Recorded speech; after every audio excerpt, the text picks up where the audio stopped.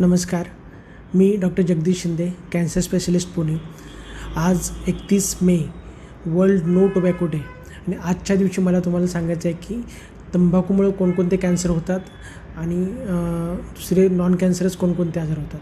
तर तंबाखूमुळं मुख्यतः लंग कॅन्सर, तोंडाचा कॅन्सर, घशाचा कॅन्सर, अन्ननलिकेचा कॅन्सर, युरिनरी ब्लॅडरचा कॅन्सर ह्यासोबत बाकी अनेक कॅन्सरसुद्धा तंबाखूमुळं होऊ शकतात.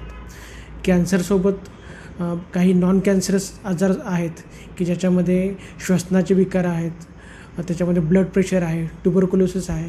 हे महत्त्वाचे आजारसुद्धा तंबाखूमुळं किंवा स्मोकिंगमुळं होऊ शकतात.